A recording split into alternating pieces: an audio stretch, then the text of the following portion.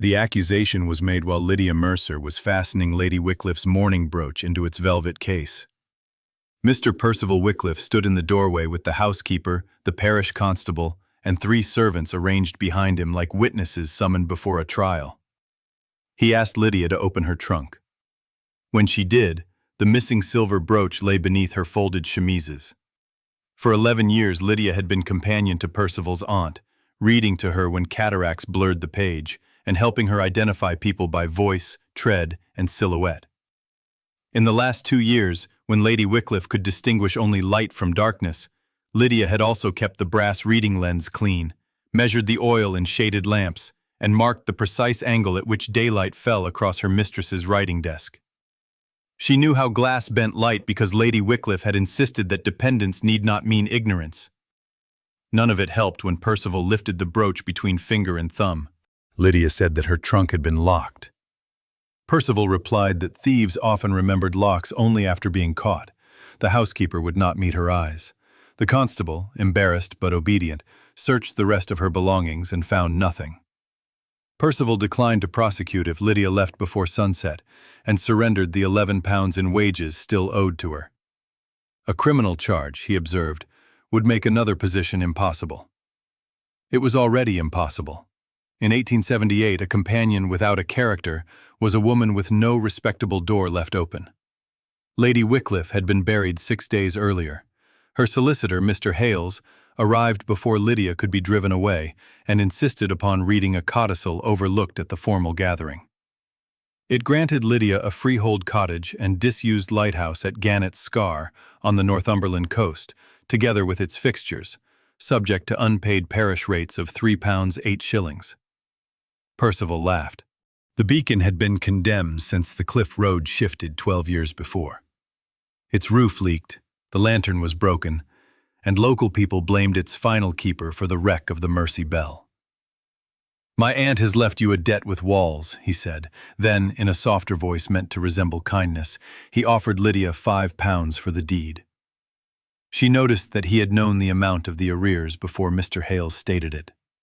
She folded the deed and refused. Lydia left Wycliffe Hall carrying 1 trunk, Lady Wycliffe's old brass reading lens, and 27 shillings of her own money. Rain streaked the carriage window during the northward journey. At each posting town she calculated what remained. By the time a carrier set her down beside the coastal road 2 days later, she possessed 18 shillings and 4 pence, a heel blister, and no certainty that the key in her pocket would fit anything. Gannet's Scar rose from the moor like a broken tooth. The lighthouse was not a tower in the grand maritime sense, but a square stone cottage supporting a squat lantern room. Its seaward wall had lost slates, its gutters hung loose, salt had whitened the mortar. A footpath descended toward a narrow cove, while inland the moor climbed toward 3 dark ridges. The property's boundary stones leaned among gorse and bent grass. On the door someone had chalked "thief," and beneath it, "wrecker." Lydia scrubbed the words away with rainwater before unlocking the cottage. Inside she found 1 dry corner, a rusted range, a chair with 3 sound legs, and a spiral stair barred by fallen plaster. She spent her first night wrapped in her traveling cloak beneath the kitchen table, while wind worried the slates. At intervals, a loose shutter struck the wall. Near midnight, a different sound woke her, metal answering metal above, not randomly, but in 3 measured taps. At dawn, she cleared enough plaster to climb. The lantern room smelled of rust and guano. Most of its curved panes had been removed, but the central lamp carriage remained bolted to an iron turntable. Lydia expected it to face the sea. Instead, its fixed cradle pointed southeast across the moor. She laid Lady Wycliffe's reading lens along the corroded rail and followed the line. The cradle had not drifted. 2 stops had been deliberately forged to prevent it turning toward the water. Percival's first letter arrived that afternoon by the hand of Tom Fenner, a fisherman's 12-year-old son. The letter repeated his offer and warned that the rates would soon force a sail. Tom waited barefoot in leaking boots while Lydia read. He said his mother took in washing, and that his father had died when the Mercy Bell went down. When Lydia asked whether the lighthouse had guided the ship, his face closed. Light was seen inland that night, he said. Keeper Vale was drunk, they said. The ship saw no proper beam. The village of Rookhaven stood a mile north, clustered around a stone quay. At the grocer's, conversation stopped when Lydia entered. Mrs. Fenner alone sold her bread on credit, though she did so stiffly. She remembered Lady Wycliffe visiting the Light as a young woman and bringing parcels to Keeper Amos Vale. After the wreck, Vale vanished.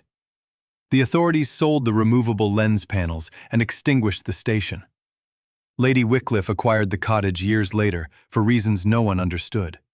Lydia spent 6 pence on nails, twine, and lamp oil, then traded 2 hours of mending accounts for a sheet of tarred canvas. Her experience as a companion had included far more arithmetic than Percival imagined. By the third day, the dry corner no longer admitted rain. She cleaned the range flue, reset the loose shutter, and inventoried every fixture listed in the deed. The lamp carriage, turntable, remaining optical glass, bell bracket, and keeper's cabinet were expressly included. The cabinet had been forced long before. Its logbook contained weather and oil entries until November 1866, but 6 final leaves had been cut close to the binding. Lydia examined the stubs through the reading lens. Pressure marks crossed them at a slant, repeated groups of short and long strokes beside columns of numbers. They resembled neither ordinary lighthouse records nor a drunkard's scrawl. That evening, while testing the lamp carriage with a cup flame, Lydia placed the surviving wedge of prismatic glass in its groove. A pale bar appeared on the opposite wall. She shifted the flame 1 inch, and the bar sharpened, passing through a narrow notch in the shutter. The light did not broaden like a warning beacon. It became a measured line. 3 days later, a man calling himself Mr. Sowerby arrived in a polished trap. He managed Percival's northern properties and wore sympathy as neatly as his gloves. He said Percival had increased the offer to £10. When Lydia declined, he remarked that the cottage had no lawful access for carts because the cliff road crossed Wycliffe land. Repairs would therefore be ruinously expensive. He also asked whether she had found the old keeper's nonsense. Lydia had mentioned the keeper to no one but Mrs. Fenner. That evening she tested every lock and found tool scratches around the back casement. Sowerby had not come merely to bargain. Yet she could not afford bolts until she knew whether the chimney would draw, so she wedged the chair beneath the latch and set 3 cups along the sill as an alarm. Practical indignities accumulated. Salt damp spotted her one decent collar. Mice reached the bread. Water had to be carried from the village spring in 2 small pails, because the cottage cistern tasted of iron. Each journey through Rookhaven placed her beneath watchful windows. She began keeping a restoration ledger on the blank backs of Lady Wycliffe's discarded correspondence. The first page divided needs into survival, safety, and ambition. Survival required a dry sleeping room, sound chimney, water, and food. Safety required the stair, shutters, and lantern floor. Ambition contained everything else. She estimated £9 for roof work, even with salvage slate, £2 for timber, and more for glazing than she could yet calculate. Against those sums she wrote 18 shillings 4 and laughed once without humor. The cottage revealed its history through labor. Beneath soot on the range hood she found initials A.V. punched neatly beside a date in 1853. A row of hooks in the passage bore traces of blue paint, identical to the blue parcels on the deed's attached sketch. The worn floorboards curved toward the inland door, evidence that equipment had been carried toward the moor more often than toward the cliff. None of those details proved wrongdoing, but together they contradicted the village story of a keeper concerned only with ships. Tom returned despite his mother's warning and offered to haul water for a penny a day. Lydia did not have a penny a day. She proposed instead that he carry 1 pail in exchange for reading lessons and a bowl of broth whenever she had one. He claimed he could read already, then stumbled over the word lighthouse. Lydia did not embarrass him. She showed him how the word broke into familiar sounds and how columns of figures could tell a story as surely as sentences. From Tom she learned the coast's unwritten geography. Blacktooth Reef appeared only below half-tide. Hartfell could be seen from the lantern room except in easterly fog. A hollow near Fever Row filled after heavy rain, although no stream ran there. Sheep avoided one strip of grass across the moor because the ground sank beneath their hooves. That strip followed the old lane and suggested a buried channel. Mrs. Fenner visited on the 6th day with blankets that smelled of soap and peat smoke. She examined Lydia's reddened hands, the patched roof, and the nearly empty food shelf. Her reserve softened by a degree. She said the brooch story had already reached Rookhaven in a letter from a Wycliffe tenant, too quickly to be ordinary gossip. Lydia understood that Percival was preparing the village to distrust anything she might claim. "Then I shall claim only what I can show," Lydia said. Mrs. Fenner looked toward the inland-facing cradle. "That may still be more than they wish seen." After he left, she marked the deed's boundary description against the stones outside. The legal access was not the cliff road. It was an older 12-foot way running southeast across the moor, exactly beneath the line of the lamp. Gorse had swallowed it, and a Wycliffe tenant had erected a sheep wall across it. If the right-of-way remained valid, Percival's threat was false. Lydia could not prove it from the deed alone. She needed the parish enclosure map, but the clerk refused her access without a respectable sponsor. Mrs. Fenner surprised her by agreeing to accompany her. "Not for you," the widow said. "For Tom. Men have told him his father followed a false light since he could speak." The map showed the old way as Beacon Measure Lane, running from the cottage to a former survey pillar at Hart Fell. Along it were 4 small plots shaded blue and labeled CWT. The clerk said the letters meant Coastal Warning Trust, though no such trust appeared in the current ratebook. One plot bordered the cove where fishermen still hauled boats above winter tides. Another contained the village spring. Percival's estate accounts, which Lydia had occasionally copied for Lady Wycliffe, came back to her with uncomfortable clarity. He collected rent for pasture enclosing both places. She returned to find the cottage door open and her inventory scattered. Nothing valuable had been taken. The logbook lay on the floor with its cut stubs torn away. Tom found boot prints leading toward the blocked lane. Lydia stopped him from following. She had been too eager to regard the mystery as a defense against disgrace, and someone had just demonstrated that curiosity carried costs. That night she moved the surviving prism beneath a loose hearthstone and slept with the poker at hand. Winter pressed closer. Lydia needed income more urgently than answers. She offered to keep accounts for the fish sellers and discovered that several could not tell whether merchants at Alnmouth had paid fairly after deducting ice and carriage. Using a slate and Lady Wycliffe's lens, she prepared clear weekly tallies. Mrs. Fenner began bringing laundry accounts. A cooper named Samuel Pike repaired the kitchen chair in exchange for 2 months of bookkeeping. He had once assisted his uncle, a glazier, and examined the lantern room without laughing at Lydia's questions. Samuel explained that the surviving prism was crown glass ground to an unusually narrow angle. A conventional lighthouse used rings of prisms around a central lens to gather and throw light seaward. This wedge belonged to an auxiliary apparatus. He also found 4 empty screw holes on the inland sill and green stains left by brass brackets. "Something removable sat here," he said. "Not a ship's lamp. A signaling plate, perhaps." They made the kitchen habitable before touching the tower. Samuel reset slates over one room while Lydia paid him from 6 weeks of account work. Tom cleared nettles from Beacon Measure Lane for pennies and meals. Mrs. Fenner persuaded 2 fishermen to move the sheep wall after Lydia showed them the deed. One remained hostile, but the other remembered his grandfather saying the lane belonged to the Light, not the estate. In January, Lydia received notice that Percival had purchased the unpaid rate claim and intended to petition for possession unless she paid £4 2 shillings, including costs, within 30 days. The added 14 shillings were unexplained. Mr. Hales answered her letter cautiously.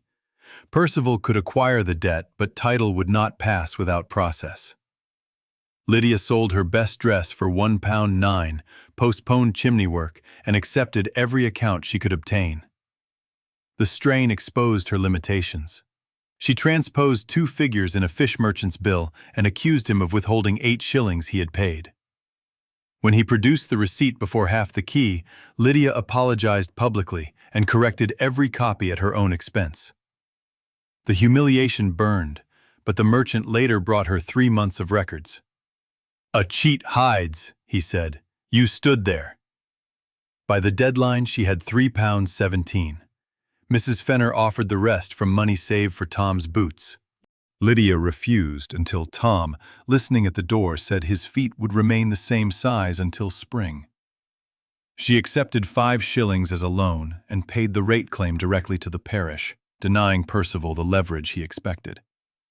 The same day, Samuel discovered a narrow iron box built into the lantern parapet. Salt and paint had concealed its seam. Only the removal of a rotten window frame exposed the hinge. Inside lay no jewels. There were 4 brass masks pierced with combinations of circles, bars, and triangles, a small sighting tube, and a mildewed notebook whose pages had fused at the edges. A painted inscription remained legible inside the lid. "Mercy is a measure, not a favor." Lydia separated the notebook leaves slowly over weeks using blotting paper, gentle warmth, and the patience learned from handling Lady Wycliffe's fragile correspondence. The first readable page named Amos Vale and Charlotte Wycliffe as joint observers. Charlotte had been Lady Wycliffe before marriage. Their entries recorded bearings, tides, spring flow, and signals acknowledged from Hart Fell. The masks corresponded to warnings: fog, dangerous current, medical need, and polluted water. One symbol, a triangle crossed by a bar, appeared beside every reference to the Mercy Bell. The notebook demanded more than deciphering. Some leaves had been written in rain, leaving iron gall ink feathered into brown shadows. Others contained abbreviations known only to the 2 observers. Lydia made a copy of each legible mark before attempting interpretation, noting page position, water damage, and torn edges so no later critic could say she had rearranged the record. She asked Samuel and Mrs. Fenner to initial each transcription. The habit came from Lady Wycliffe, who had required every household expenditure to be read back aloud after Percival once altered a total. On one page, Charlotte recorded lamps distributed among 4 cottages during the Blue Sickness. On another, Amos listed children by initials and the distance of their homes from the spring. The numbers increased as the distance shortened. Lydia plotted them on wrapping paper and saw the rough shape of contagion clustering around the water. She was not a physician and would not pretend the pattern proved a cause. But Charlotte had been collecting evidence methodically, years before respectable men admitted what contaminated water could do. Dr. Edwin Ross from the next market town agreed to inspect the copies after Lydia prepared his surgery accounts in exchange. He warned that the 1854 outbreak predated broad acceptance of waterborne cholera, and that old stains could not speak cleanly after 2 decades. Still, he recognized the names of 2 sample reagents and confirmed that Charlotte's observations resembled serious sanitary inquiry, not superstition. He signed a statement limited to that conclusion. The limitation reassured Lydia more than certainty would have. Every useful ally so far had begun by saying what he or she could not prove. She and Tom walked the projected bearings on the first clear Sunday. At Hart Fell, they found a squared socket cut into a boulder, filled with peat and rabbit droppings. Through the sighting tube, the socket aligned precisely with the lantern's inland shutter. Farther downslope, a boundary stone bore a faint circle under lichen. Tom wanted to scrape it clean with his knife. Lydia stopped him and used warm water and a soft brush, preserving the weathered surface. Beneath the circle were the letters CWT. Near Fever Row, the buried channel became visible where rabbits had opened the turf. It was formed from glazed ceramic sections, several still intact, running downhill from Hart Fell before ending abruptly at a collapsed ditch on Wycliffe land. Building such a conduit would have required money, survey work, and permission. Someone had begun Charlotte's plan and then buried the evidence of it. An elderly mason named Gideon Marr remembered laying water tiles as an apprentice. He would say no more until Lydia showed him that Percival could not close Beacon Measure Lane. Then he admitted that Charlotte paid the crew herself. Work stopped after the Mercy Bell wreck when her father threatened to blacklist any laborer who returned. Gideon had kept one broken tile because its unusual stamp, a circle crossed by a wave, was the finest ceramic mark he had seen. He gave it to Lydia only after she promised it would be catalogued in his name. The tile linked notebook, landscape, and a living witness. It also taught Lydia that recovery could become another form of taking if she stripped villagers of the names attached to their knowledge. From then on, every contribution entered her ledger beside its source. Lydia assumed at first that Amos and Charlotte had designed a private rescue code. Then Samuel aligned a mask with the prism and lamp. Its projected figure landed not on Hart Fell, but on a low ridge half a mile east, where 3 abandoned cottages stood above the cove. Tom knew them as Fever Row. Families had died there during a cholera outbreak in 1854, and Percival's father had later absorbed the land into the estate. Among the notebook's surviving phrases Lydia found spring diverted, lower tenants uninformed, samples to Newcastle, and trust parcels witnessed. The full meaning remained beyond reach, but the lighthouse had been used to send inland warnings about water. Percival came in person in February. He found Lydia repairing the lantern shutter while Samuel worked below. His civility vanished when he saw the brass masks. He said they belonged to the Wycliffe estate as family instruments. Lydia read aloud the fixture clause from her deed. Percival replied that the codicil would be challenged because his aunt had lacked mental capacity. Lydia remembered Lady Wycliffe identifying the angle of sunlight to the quarter hour, even after she lost her sight. Blindness, Percival had often implied, was confusion.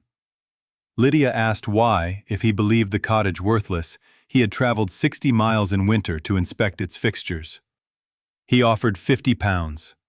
When she refused, he promised an injunction, costs, and public testimony about the brooch. Before leaving, he paused beside the inscription in the iron box. His face did not show recognition, only fear that Lydia might recognize what he could not. That fear made him dangerous. The injunction arrived before the thaw. Percival claimed the lantern instruments were heirlooms mistakenly included in a general transfer and demanded that Lydia cease altering the building. Mr. Hales advised her that resisting would cost more than she possessed. Yet the document also required Percival to specify the disputed objects. He listed the lamp carriage, prism, masks, notebook, and survey plates believed to remain on the premises. Lydia had found no survey plates. His wording proved that he knew more than his visit suggested.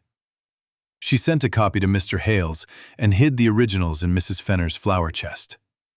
Then she and Samuel measured the cottage. The exterior wall from kitchen to cliff edge exceeded the interior span by 4 feet. Between the range and the spiral stair, the masonry sounded solid except for one course near the floor, where the echo was shallow. Lydia resisted the temptation to break it open. The injunction concerned fixtures, and reckless damage could support Percival's claim that she was destroying evidence. Instead, she studied the notebook. Charlotte and Amos recorded the sun's bearing at fixed dates, sometimes beside a circle divided into 24 parts. Lydia realized the marks described not only direction but time. Lady Wycliffe had taught her to arrange lamps by the hour because weak eyes perceived changing contrast. If light entered the inland shutter at a specified winter angle, it might indicate something without requiring the lamp to burn. On February 22nd, the date repeated most often, Lydia placed the prism in its groove just after sunrise. A blade of pale light crossed the room, passed through the fog mask, and touched the inner wall beside the range. There, beneath lime wash, it revealed a small patch of paint that reflected differently from its surroundings. Samuel dampened the surface. 4 brass screw heads emerged in a rectangle. They removed a framed slate plate no larger than a serving tray. Behind it lay a dry cavity lined with lead. Inside were rolled survey sheets wrapped around a sealed glass tube and a packet of letters tied with faded blue thread. The tube contained 3 narrow strips of chemically treated paper, each stained at one end. Lydia knew enough from Lady Wycliffe's medical reading to avoid touching them. The surveys mapped the village spring, Fever Row, the cove, and drainage channels from Wycliffe Fell. A red line showed an estate dyeing shed discharging into the spring's feeder stream in 1854. A later sheet showed a proposed clean water conduit from Hart Fell, with easements across 4 trust parcels. The letters revealed that Charlotte and Amos had collected water samples after the cholera deaths. A Newcastle chemist found contamination consistent with waste from the Wycliffe shed. Charlotte's father suppressed the report, closed Fever Row, and blamed poor housekeeping among the tenants. Charlotte used her marriage settlement money to buy the affected plots through a coastal trust, intending to protect the spring and build the conduit. Before registration was complete, Amos disappeared, and the Mercy Bell wreck turned the village against the light. The final letter was from Amos to Charlotte. He feared that estate men planned to remove the sea lens and extinguish the beacon on the night the Mercy Bell carried trust deeds from a solicitor at Berwick.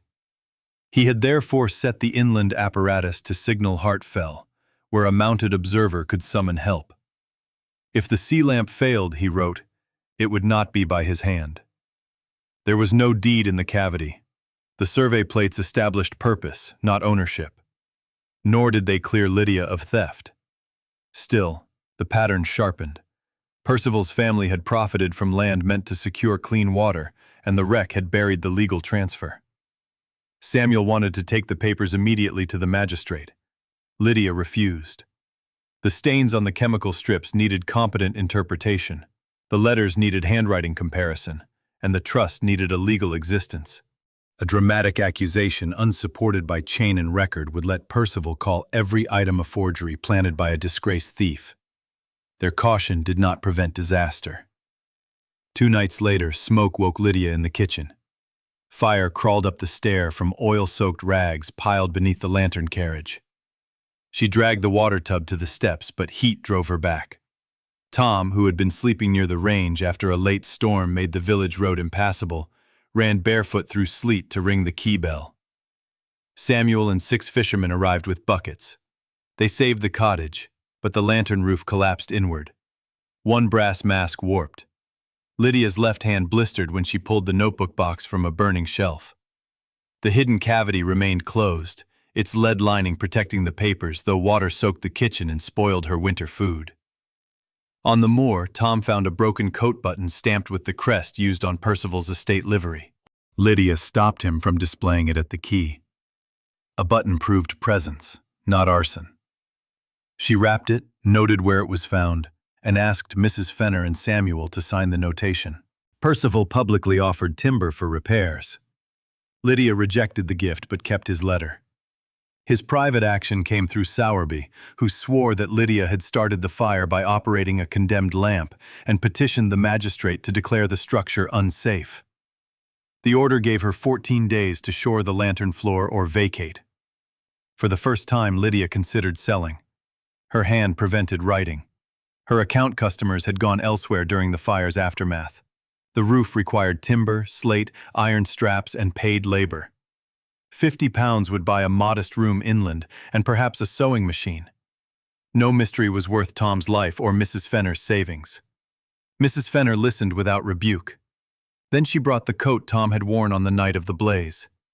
Its sleeve was singed, and inside the lining was a folded scrap he had pulled from one of the oil rags. The paper bore columns copied in Lydia's own hand years earlier. Wycliffe estate rents, including entries for Spring Meadow and Cove allotment. Sowerby had used waste from the estate office to start the fire. My husband died because men called questions disloyal, Mrs. Fenner said. Do not stay for pride, but do not go because they taught us fear. Lydia chose to remain, though remaining meant accepting help. Samuel organized a repair subscription as advances against future bookkeeping and use of the restored storehouse. Fishermen supplied salvaged ship timber. The grocer who had once fallen silent lent a cart. Even the skeptical fish merchant contributed iron straps, saying he trusted corrected figures more than polished assurances. They shored the lantern floor in 12 days. Nothing was restored elegantly. It was made safe. Mr. Hales traced the Coastal Warning Trust through notices in an 1854 newspaper archive. 3 trustees had been named: Charlotte Wycliffe, Amos Vale, and a solicitor called Ezra Bell. Bell had sailed on the Mercy Belle with the execution copies of the deeds. His office copy should have remained in Berwick, but his practice was dissolved after his death. The papers passed to a successor whose cellar flooded in 1868. If a registration memorial existed, it might be in county records under Bell's name rather than the trust's. Lydia could not travel while the safety hearing approached. She sent Tom with Samuel to the parish clerk to compare the blue plots against tithe numbers. Tom noticed that the modern rate book skipped from parcel 116 to 121. The missing 4 numbers matched the trust lands. The clerk insisted they had been consolidated into the Wycliffe estate, but could produce no authority. At the hearing, Sowerby described Lydia as an unstable woman conducting optical experiments in a ruin. Lydia did not accuse him of arson. She produced Samuel's invoices, the fisherman's signed labor record, and an engineer's brief certificate that the shoring met the magistrate's order. Then she submitted the estate paper fragment from the fire and the witnessed coat button as reasons for a constable to investigate. Sowerby claimed the paper was common rubbish. Under questioning, he identified it as a discarded rent abstract from an office cabinet inaccessible to Lydia since her dismissal. His eagerness supplied the connection she had lacked. The magistrate declined to evict Lydia and ordered the constable to examine the estate trap and Sowerby's clothing. Percival's public mask of charity cracked when he denounced the decision from the rear of the room. 2 days later, Sowerby disappeared. His trap was found near the railway station, missing 1 crest-stamped button. Percival said his steward had acted alone. No one believed him entirely, but belief was not judgment. The full legacy emerged not from a single hidden treasure, but from records fitted together with light, land, and memory. Mr. Hales found Ezra Bell's successor papers in the attic of a retired solicitor, spared from the cellar flood because a clerk had taken 1 dispatch box home. The box contained a copy of the trust declaration and a receipt for 4 sealed conveyances sent aboard the Mercy Belle. It also contained Bell's preliminary memorial, signed by Charlotte and Amos, defining the parcels by bearing lines projected from the lighthouse. The strange inland lamp was a surveying instrument. Its masks cast shapes onto numbered marker boards at Hart Fell and the lower ridge, so observers could verify boundaries in fog or darkness. The trust was designed to hold the spring, conduit route, cove landing, and lighthouse for the benefit of households below a stated rent. The material value lay in the water and access rights. The intellectual legacy lay in Charlotte and Amos's combined signaling and survey method. The legal foundation lay in Bell's papers, the cottage instruments, and the surviving boundary stones. The emotional truth was harder. Amos Vale had not vanished before the wreck. A fisherman named Hugh Fenner, Tom's grandfather, had found him injured below the cliff the following morning. Fearful of the Wycliffe estate, Hugh hid Amos in a net shed until he could leave for Scotland. An entry in an old family Bible, which Mrs. Fenner had considered meaningless, recorded the payment of 2 shillings for A.V.'s North Coach. Amos later wrote to Hugh from Leith, but the letter was never opened because Hugh could not read. It remained folded in the Bible. Amos wrote that estate men had smashed the sea lens and locked him outside the lantern room. He climbed the wall, turned the auxiliary light inland, and signaled for rescue. But fog concealed the Hart Fell board. He tried to reach the shore and was struck from behind. The Mercy Belle foundered on Blacktooth Reef, carrying Ezra Bell and 2 sailors. Amos fled because he believed the Wycliffes would charge him with their deaths. He enclosed a rubbing of the triangle and bar mask and asked Hugh to give it to Charlotte. Hugh never did. Shame had sealed the letter as effectively as wax. The treated paper strips were tested by a university chemist in Newcastle, not as miraculous evidence of a specific poison after 24 years. but as surviving samples whose staining matched mineral and dye residues in deposits still present beneath the old estate shed. A sanitary engineer inspected the watershed and confirmed that seasonal runoff continued to threaten the spring. He recommended the Hartfell conduit shown on Charlotte's plan, with modern improvements. Percival sought an emergency injunction to prevent anyone entering what he called estate waterworks. His affidavit declared that the blue parcels had belonged continuously to his family since 1841. Lydia compared the date with the rent abstracts. The estate did not begin collecting income from the Cove and Spring Meadow until 1867, the year after the wreck. His certainty, intended to strengthen his claim, made the unexplained change impossible to ignore. Mr. Hales petitioned the Chancery Court for recognition of the trust and an accounting of rents. He was careful not to promise speed. Proceedings could consume months, perhaps years. Lydia had to keep the lighthouse standing and herself fed while law moved at its measured pace. She converted the dry storehouse into a cooperative counting room. Fish sellers paid a penny per settled invoice. Mrs. Fenner supervised laundry contracts for inns along the coaching road. Samuel repaired crates and windows. Lydia trained Tom to copy figures, but insisted he attend the parish school 3 mornings a week. The cottage earned small sums, then regular ones. By summer, they could replace half the lantern roof with slate purchased rather than begged. Lydia also reconstructed the signaling method. She did not relight a false sea beacon.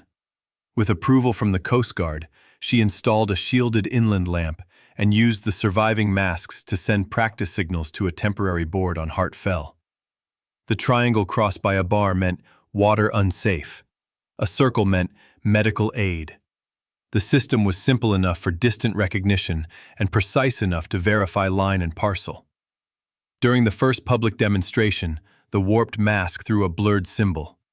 Villagers muttered that the old light remained cursed.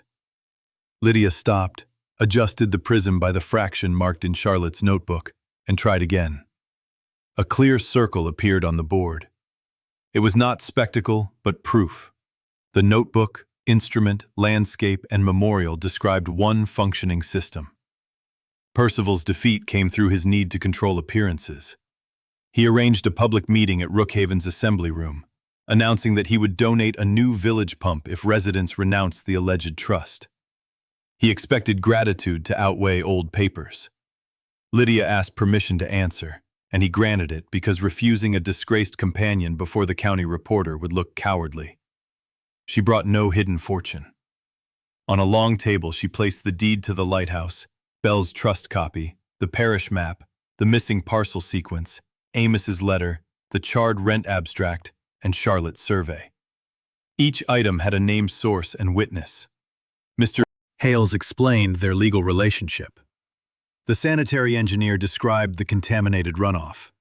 Samuel demonstrated the mask and prism with a hooded lamp. Tom read aloud the dates when Wycliffe rents began. Percival attacked Lydia's character. He repeated the brooch accusation and produced the housekeeper, Mrs. Cray, who had found it. Lydia asked one question. Who possessed the second key to her trunk? Mrs. Cray looked toward Percival and began to cry.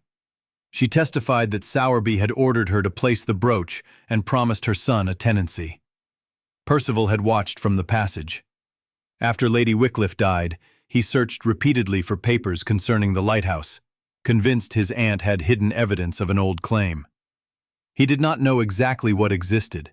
He knew only that Lydia had helped his aunt handle optical instruments and letters and feared the property had been left to the one person able to understand them. Percival denied everything until Mr. Hales produced Percival's first purchase offer, dated before the codicil was formally read. He could explain prior knowledge only by admitting he had examined his aunt's private papers. His flaw had always been the same. He believed servants, widows, fishermen, and blind women were incapable of preserving a fact he wished erased. The reporter's account did not decide the lawsuit, but it destroyed Percival's charitable pose. The magistrate reopened the theft matter and cleared Lydia publicly. Mrs. Cray received leniency for testifying. Sowerby was later arrested in York and convicted for the arson attempt.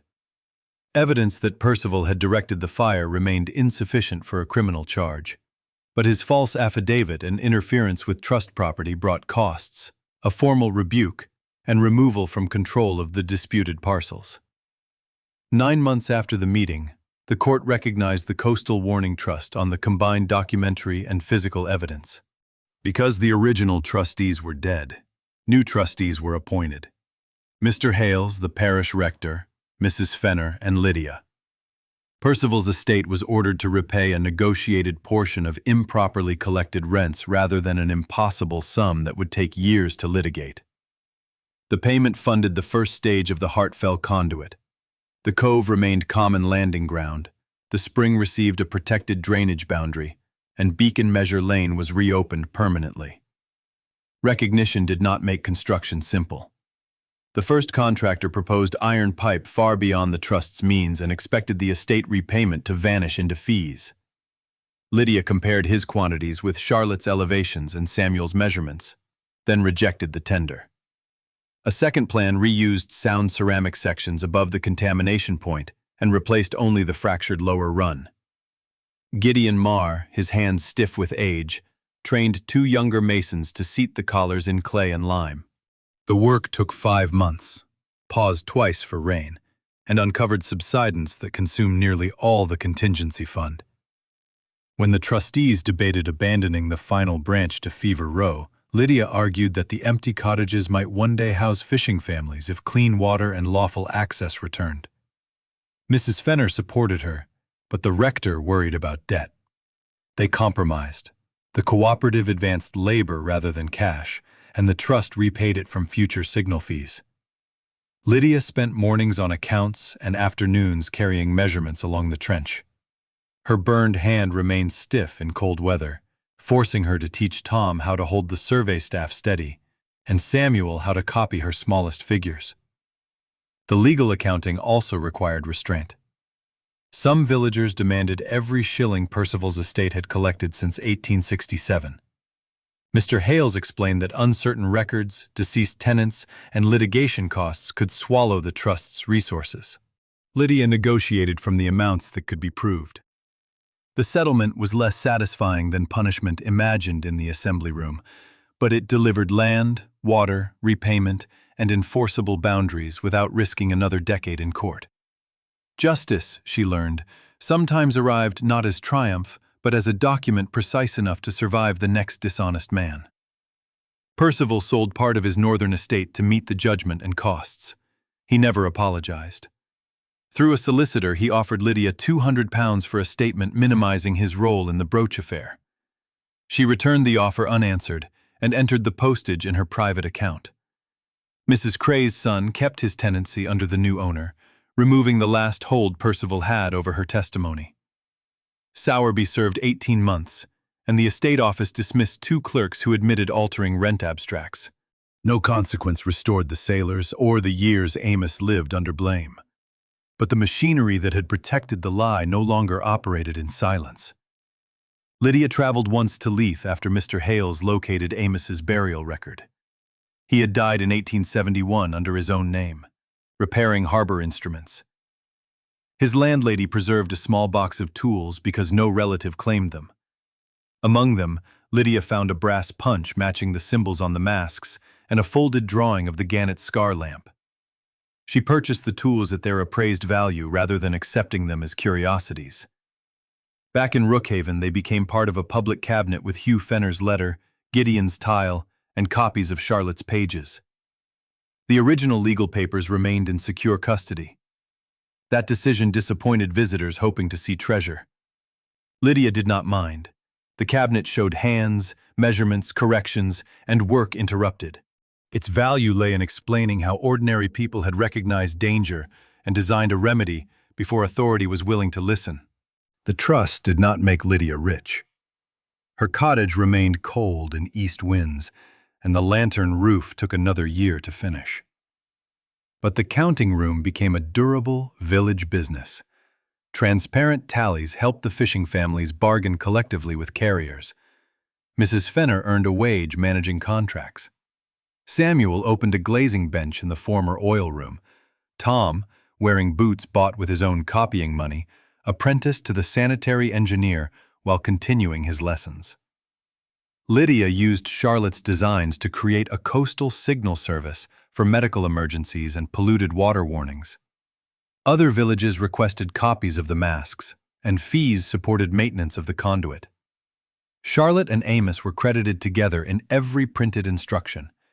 At Lydia's insistence, a memorial at the cove named Ezra Bell and the 2 sailors lost aboard the Mercy Bell, while a separate tablet corrected the accusation against Amos Vale.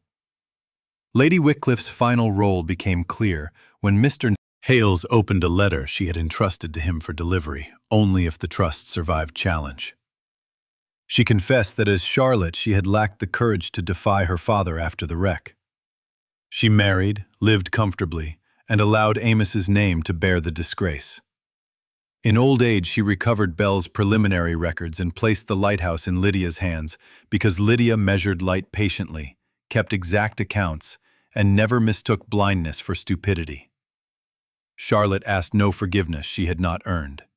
She asked Lydia to finish the work and let the village judge the rest.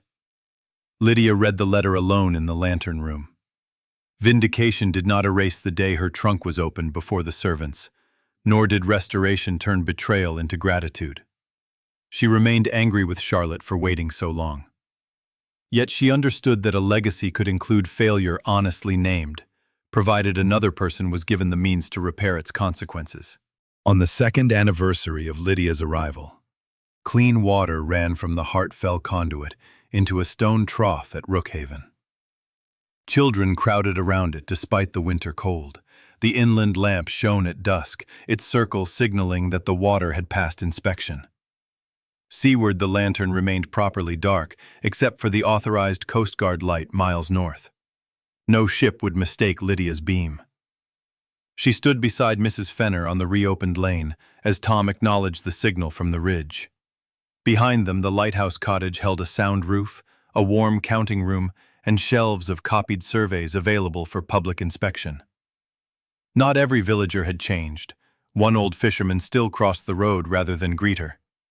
Lydia found that she no longer required unanimous affection to know where she belonged. Her own name changed more slowly than the lighthouse. For months, letters still arrived addressed to the alleged thief at Gannett's Scar, some malicious, some merely careless. Lydia kept the first cleared notice from the magistrate near her account desk, then eventually moved it into the archive. Innocence was a fact she had proved, not a room in which she wished to live forever. Clients began referring to her as the lighthouse accountant, then as Miss Mercer of the Coastal Trust. The latter pleased her because it described work rather than injury. Mrs. Fenner repaid the 5-shilling rate loan by refusing Lydia's attempt to cancel it, placing each coin on the ledger until the balance stood at 0. Then Lydia gave Tom a proper apprenticeship coat, not as repayment, but as a gift recorded nowhere. Samuel's glazing bench acquired a second workman. He and Lydia shared supper often, without village speculation hurrying them into promises neither had made. The future could be built as carefully as a roof. Sound supports first, ornament later. Samuel joined her with a newly ground prism, payment for which she entered carefully in the cooperative ledger. When he set it into the restored carriage, the light formed a clean circle across the moor. It touched each boundary marker in turn, not claiming the land for one family, but showing the line by which water, warning, and access would be kept for all. Years earlier, men had turned the lighthouse inland to hide a crime and blamed its keeper for the darkness at sea. Lydia turned it inland again, for the purpose Charlotte and Amos had intended, to make neglected people visible to one another. The cottage had been called worthless because its value could not be carried away in a pocket. Now its measure was taken in clear water, fair accounts, open records, and a road no steward could close. As night settled, Lydia looked through Lady Wycliffe's brass lens.